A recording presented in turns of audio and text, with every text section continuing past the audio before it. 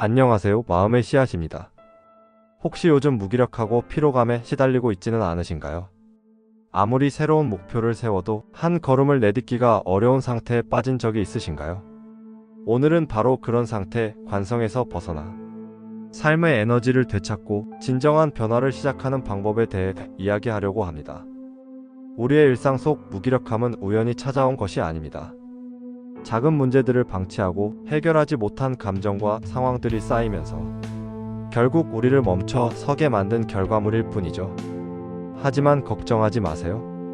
오늘 말씀드릴 몇 가지 방법으로 작은 한 걸음을 통해 관성을 깨고 새로운 에너지와 활력을 되찾는 여정을 시작할 수 있습니다.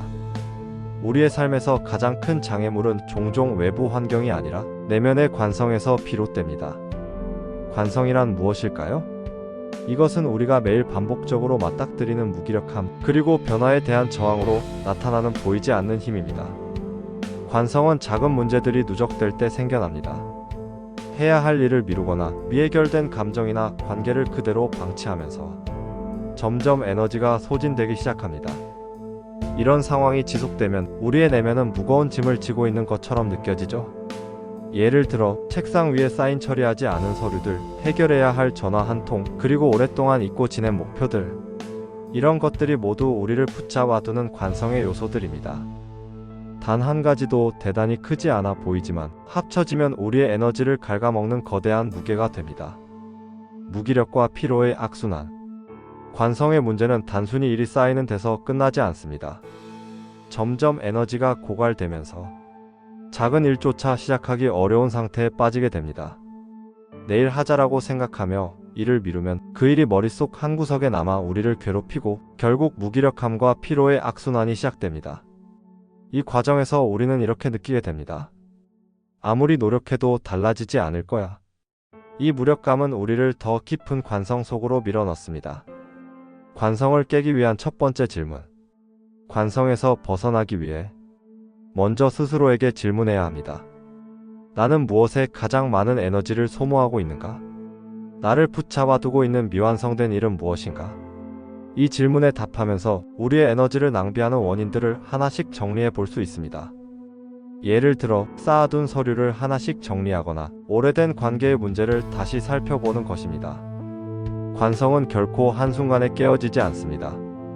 하지만 문제를 인식하고 작은 것부터 해결하기 시작할 때 그 무게는 점차 가벼워지기 시작합니다. 변화를 이루는 길에서 우리가 가장 먼저 맞닥뜨리는 것은 바로 우리 안에 자리 잡은 심리적 저항입니다. 이 저항은 익숙함을 벗어나는 것을 두려워하는 마음에서 시작됩니다. 우리는 본능적으로 안정감을 원하기 때문에 익숙한 상태에 머물려고 합니다. 하지만 이 안정감은 때때로 우리를 진정한 변화를 막는 벽으로 작용합니다. 변화가 두려운 이유. 변화는 종종 두려움과 불확실성을 동반합니다.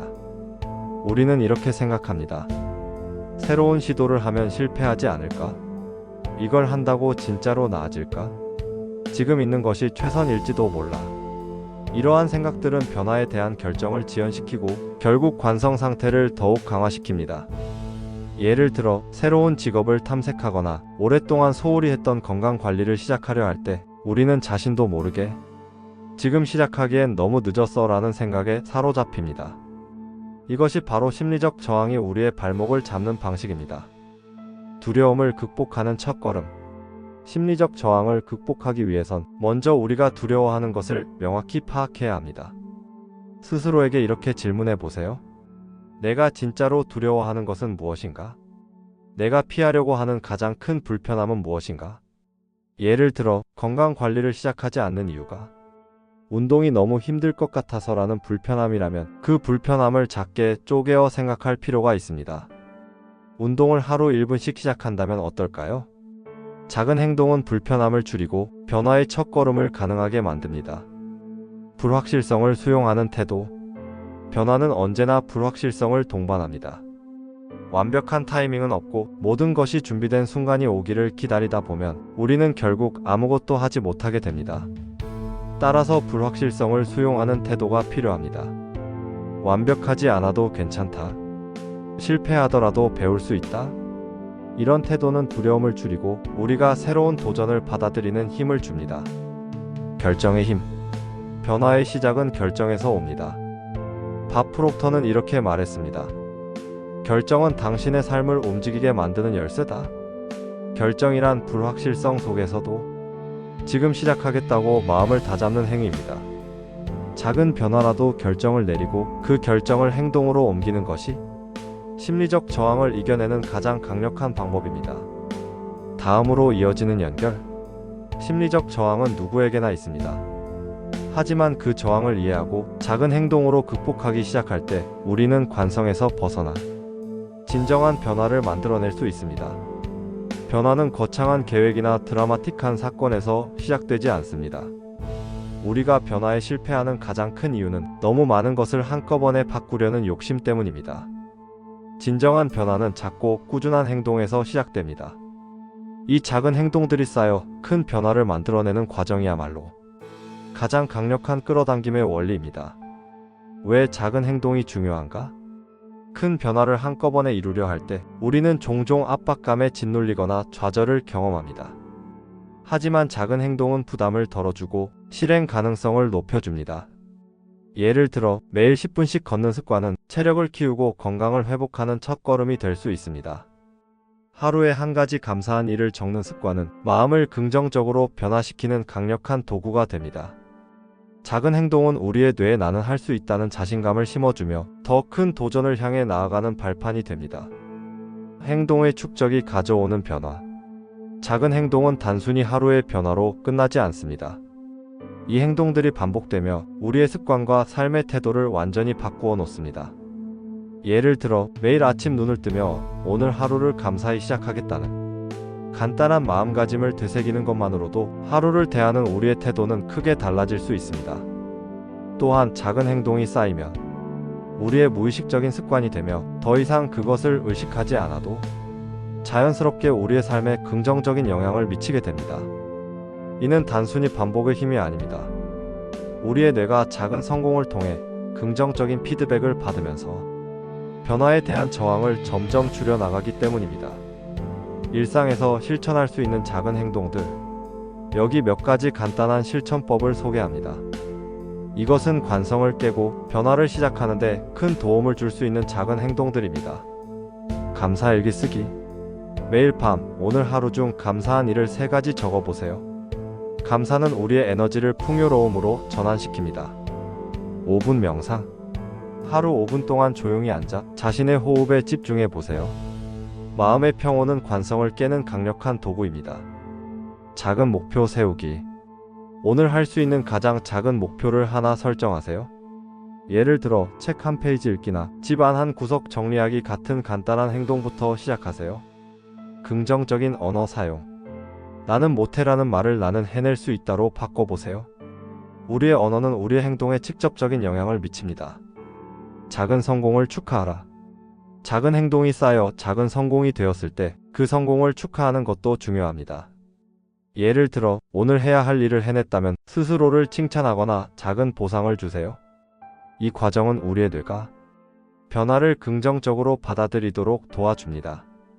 나는 해낼 수 있다는 믿음은 더 큰 행동으로 이어지며 결국 큰 변화를 현실로 만듭니다. 다음으로 이어지는 연결. 작은 행동은 단순히 시작에 불과합니다. 이 행동들이 반복될 때 우리의 삶은 점차 새로운 방향으로 움직이기 시작합니다. 작은 행동들이 쌓여 변화를 만들어내기 시작하면 그 변화가 더 큰 결과로 확장될 수 있도록 유지하고 강화하는 과정이 중요합니다. 많은 사람들이 변화의 시작은 잘하지만 그 변화를 지속하지 못해 다시 관성에 빠지곤 합니다. 오늘은 변화가 삶 전체에 뿌리를 내리고 지속적으로 확장될 수 있는 방법에 대해 이야기해 보겠습니다. 1. 변화를 지지하는 환경 만들기. 우리의 환경은 행동에 강력한 영향을 미칩니다. 긍정적인 변화가 지속되기 위해선 환경을 새롭게 조성해야 합니다. 시각적인 자극 만들기. 변화하고 싶은 목표를 비전 보드로 만들어 매일 볼 수 있는 곳에 두세요. 예를 들어 건강을 원한다면 운동하는 모습이나 건강한 식사를 하는 장면을 상상할 수 있는 이미지를 붙여두는 것입니다. 긍정적인 사람들과 교류하기. 주변에 긍정적인 에너지를 주는 사람들과 시간을 보내세요. 그들의 태도와 행동은 우리의 변화를 지지하고 더 큰 동기를 부여합니다.